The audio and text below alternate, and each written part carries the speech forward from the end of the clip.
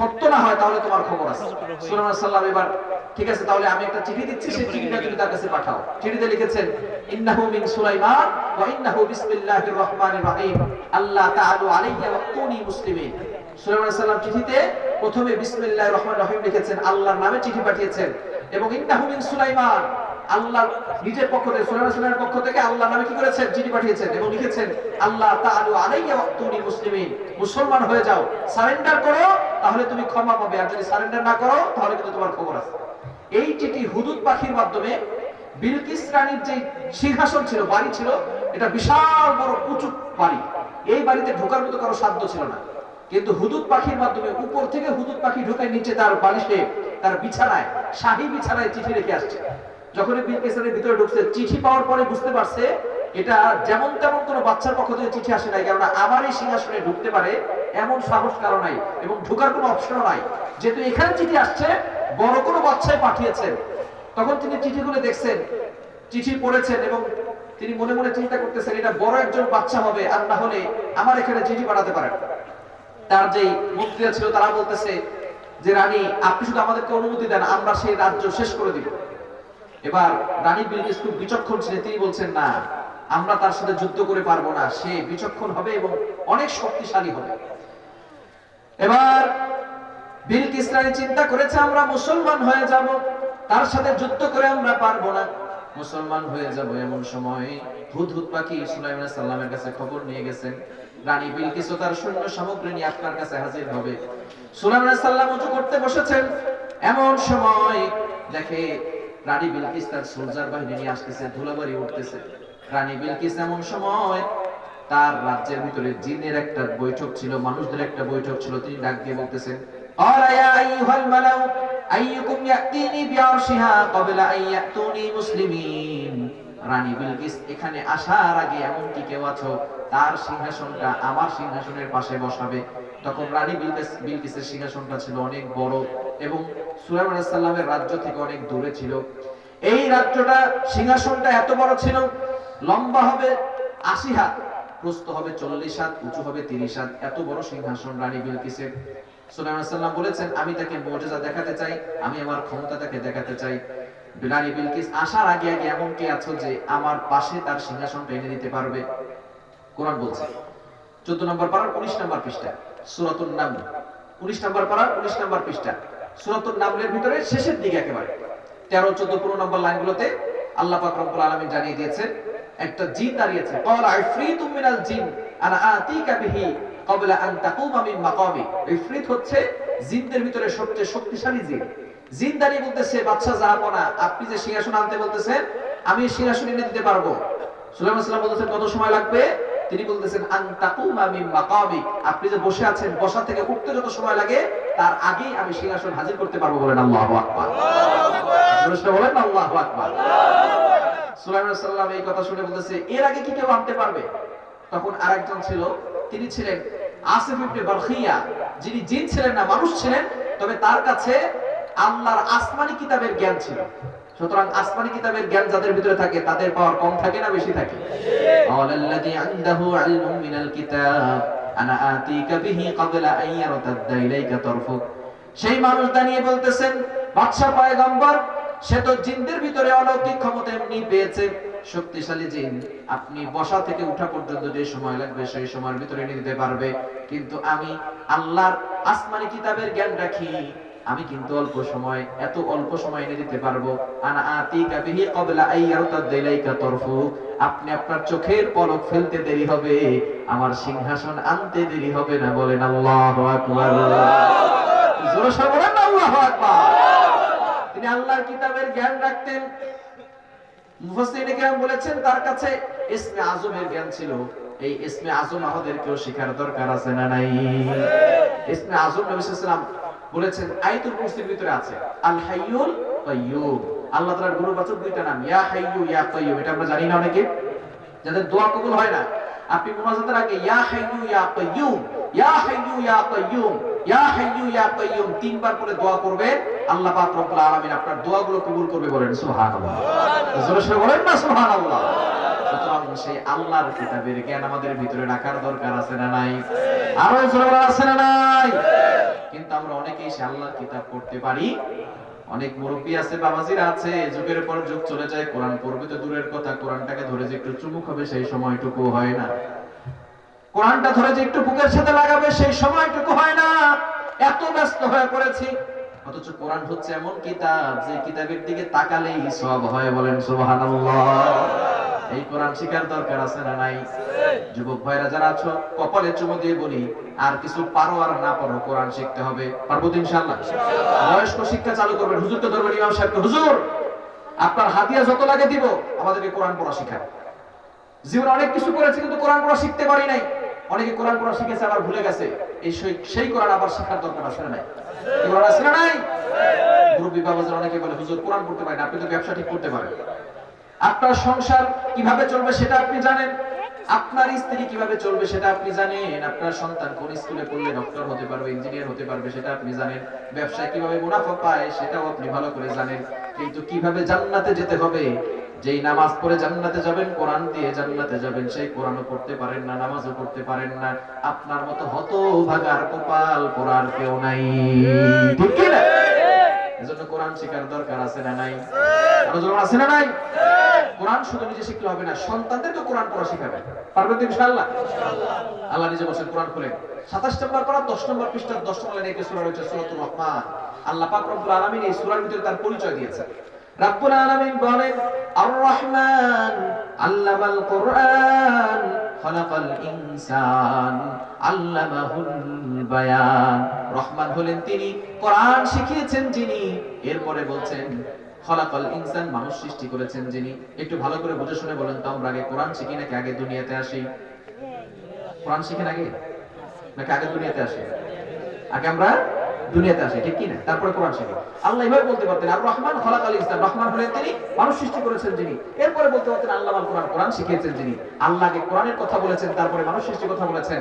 আল্লাহ বুঝাতে চেয়েছেন মানুষ হতে হলে আগে কোরআনের শিক্ষা লাগবে। কোরআনের শিক্ষা ছাড়া কেউ কখনো আদর্শ মানুষ হতে পারে না।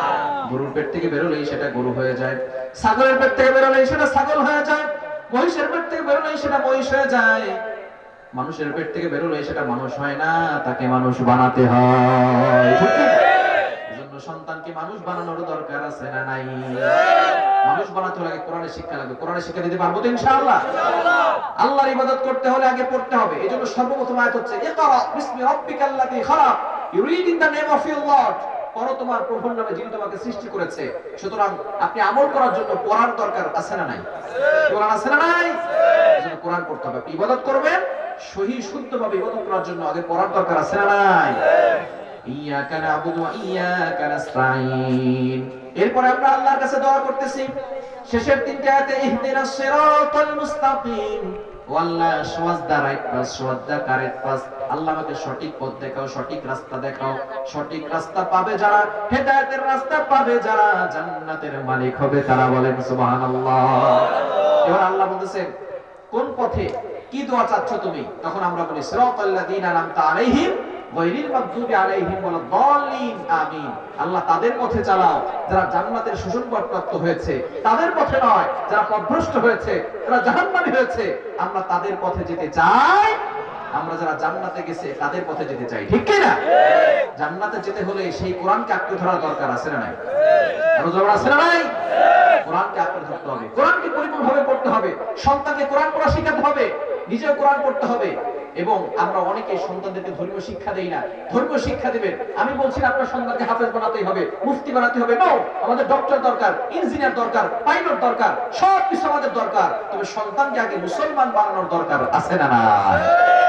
আমি যখন ইন্ডিয়াতে প্রোগ্রামে গিয়েছি, ত্রিপুরা থেকে কলকাতা যাব, বিমান ভিড় হচ্ছে 30 মিনিট।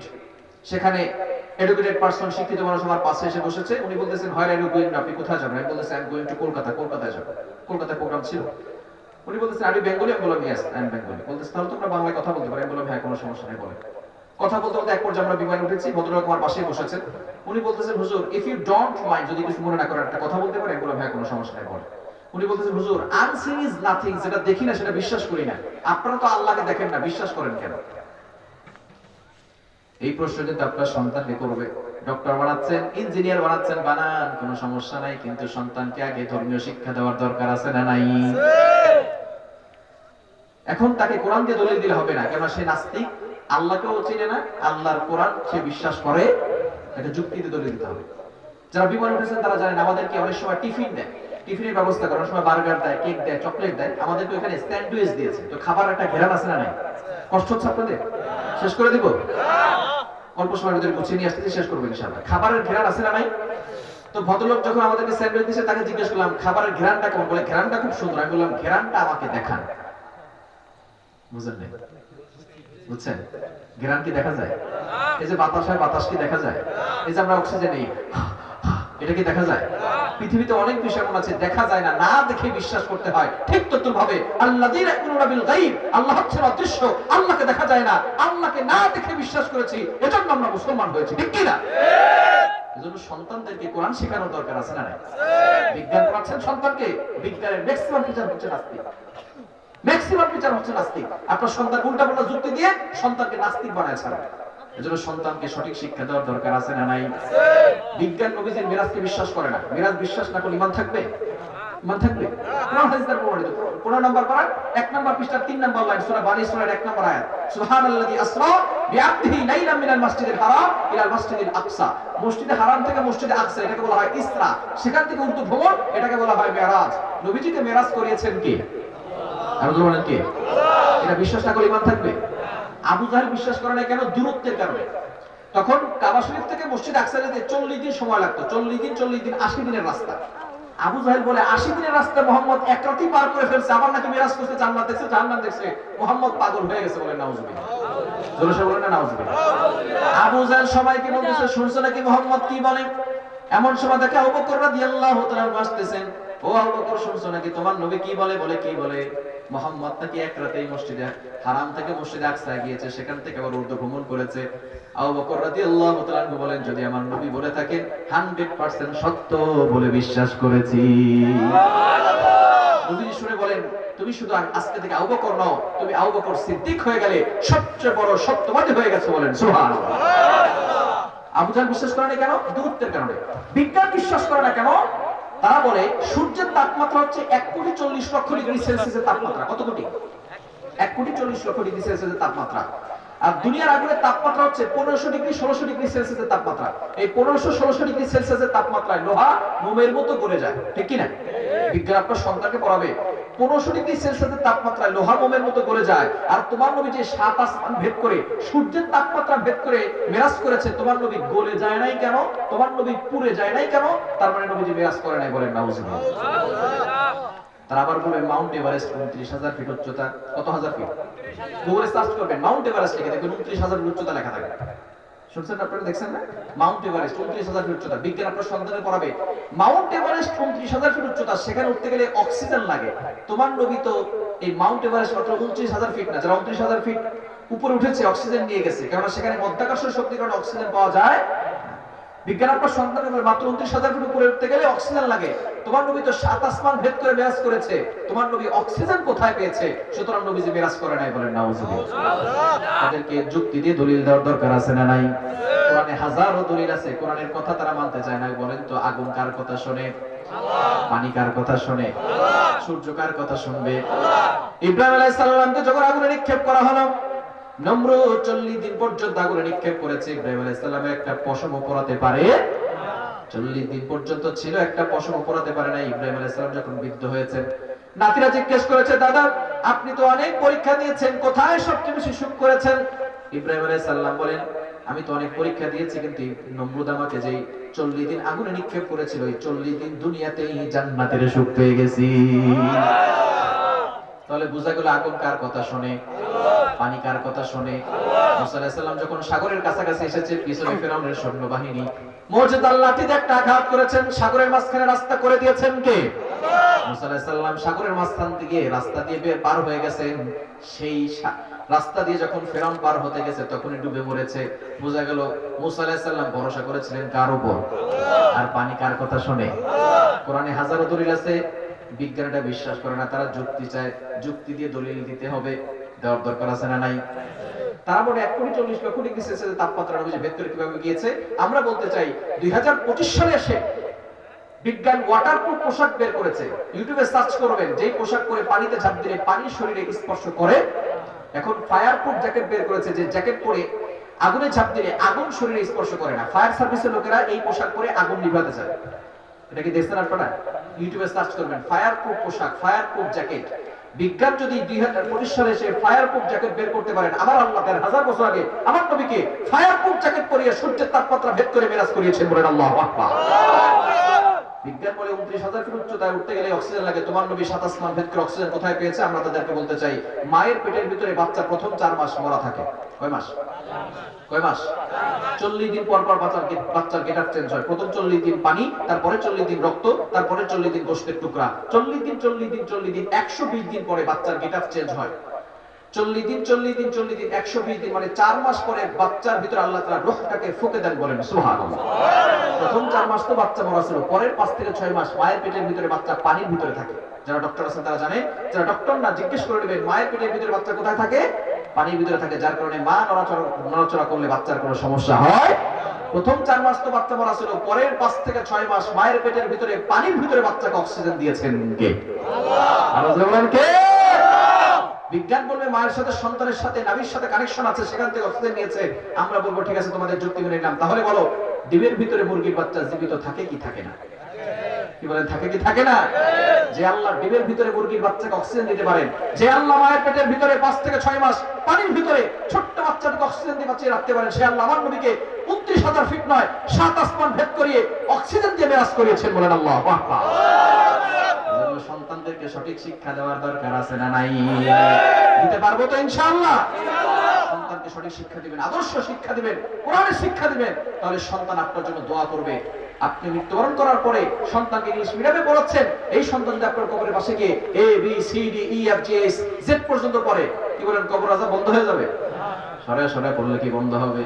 এই যে সন্তান যদি সত্য করে সূরা ফাতিহা পড়ে আর 3 বার সূরা ইখলাস পড়ে, দুহাত তুলে বলে রব্বির হামহুমা কামা রাব্বায়ানি সাগীরা, আল্লাহ পাক রব্বুল আলামিন সাথে সাথে আপনার কবরখানা জান্নাতের বাগান বানায়া দিবে। সন্তানকে কোরআন শিক্ষা দেওয়ার দরকার আছে না নাই? আদর্শ সন্তান গঠন করা দরকার আছে না নাই? এজন্য আমল করতে হবে কার? ইবাদত করতে হবে কার? আল্লাহর ইবাদত করার জন্য আমল লেখা নতুন বই। কোন সময় কোন আমল করবেন, কোন সময় আপনি কোন দোয়া করবেন। অনেকের দোয়া কবুল হয় না, দোয়া কবুলের কিছু শর্ত আছে। কি কি শর্ত আছে এবং কোন কোন দোয়া করলে আল্লাহ আপনার দোয়া কবুল করবেন, এগুলো আপনি এখানে পাবেন। এমনকি নবী সাল্লাল্লাহু আলাইহি ওয়াসাল্লামের 24 ঘন্টার আমলের রুটিন আছে। একজন মুসলিম পুরুষের জন্য দৈনন্দিন আমল কেমন হওয়া উচিত, একজন মুসলিম নারীর জন্য দৈনন্দিন আমল কেমন হওয়া উচিত, এবং নামাজের অনেক দোয়াগুলো আমরা পারি না, নামাজের সালাম ফিরিয়ে কি কি দোয়া পড়তে হবে, আপনি সব দোয়াগুলো এখানে পাবেন। এমনকি ওয়াসওয়াসা রোগ থেকে মুক্তির উপায়। আমরা অনেক সময় দেখা যায় ওযু করলে মনে থাকে না হাত ধুইছি কি ধুই নাই, অথবা এখানে পড়ছি না 2 রাকাত পড়ছি, এরকম হয় কি হয় না? এটা হচ্ছে ওয়াসওয়াসা রোগ, শয়তান ধোঁকা দেয়। কোন কোন আমল করলে আপনি ওয়াসওয়াসা রোগ থেকে মুক্তি পাবেন, মানসিক দুশ্চিন্তা থেকে আপনি কি কি আমল করলে মুক্তি পাবেন, এমনকি বর্তমানে জান্নাতে যাওয়ার সহজ কি কি আমল আছে, এগুলো আপনি এখানে পাবেন। মৃত্যুর পরে কোন কোন আমল আপনার কবরে যাবে সদকা জারি হিসেবে, এগুলো আপনি এখানে পাবেন। সবচেয়ে গুরুত্বপূর্ণ একটা অধ্যায় হচ্ছে রুকিয়া, কোরআন ও হাদিস থেকে চিকিৎসা। বর্তমানে জাদুটোনা ব্ল্যাক ম্যাজিক ঘরে ঘরে ছড়িয়ে পড়েছে, অনেকেরা বিশ্বাস করে না। নবীজি সাল্লাল্লাহু আলাইহি ওয়াসাল্লামকে কিন্তু ব্ল্যাক ম্যাজিক করা হয়েছিল, জাদুটোনা করা হয়েছিল। ইহুদি নাবিদ ইবনে আসাম তার চুল মোবারক নিয়ে 11টা গিরা দিয়ে জাদু করেছিল। রাসূল সাল্লাল্লাহু আলাইহি ওয়াসাল্লামের উপরে 2টা সূরা নাযিল হয়েছে, সূরা ফালাক নাস। এটা আমল করেছেন, রাসূল সাল্লাল্লাহু আলাইহি ওয়াসাল্লাম সুস্থ হয়েছেন। আমরা এখন কবিরাজের কাছে যাই, কবিরাজ আবার উল্টা জিন সালাম করে দিয়ে আবার বলে যে 50 লক্ষ টাকা দেওয়া লাগবে, 50,000 1 লাখ টাকা দেওয়া লাগবে, তাহলে এই জিন যাবে, এছাড়া জিন যাবে। কবিরাজের কাছে যাবেন না। কোরআনের ভিতরে চিকিৎসা আছে না নাই? কোরআন থেকে চিকিৎসা নেবেন। কোন কোন আমল করলে আপনি জাদুটোনা ব্ল্যাক ম্যাজিক থেকে বাঁচতে পারেন? বর্তমানে ঘরে ঘরে জাদুটোনা, বিশেষ করে স্বামী স্ত্রীর ভিতরে সংসার অমিল, স্বামী স্ত্রীকে দেখতে পারে না, স্ত্রী স্বামীকে দেখতে পারে না, এরকম হয় কি হয় না? অনেক সময় দেখবেন সন্তান পড়ায় অমনোযোগী, মেয়ের বিয়ে হচ্ছে না, ব্যবসায় কোনো বরকত নাই, এরপরে ফসলে কোনো বরকত, এগুলো সব দূরের লোক না, কাছের লোকরাই জাদুটোনা করে আপনাকে ক্ষতি করতে চায়। এজন্য জাদুটোনা থেকে বাঁচার জন্য আপনি কোরআনের কোন কোন আমল করবেন সেটা এখানে আছে। বদনজর, নবী সাল্লাল্লাহু আলাইহি ওয়াসাল্লাম বলেছেন আল আইনু হাক্কুন, বদনজর সত্য। ছোট ছোট বাচ্চারা দেখবেন কেউ এসে বলতেছে বাচ্চারা তো খুব ভালো, দেখবেন বাচ্চা অসুস্থ হয়ে যায়, এরকম হয় কি হয় না?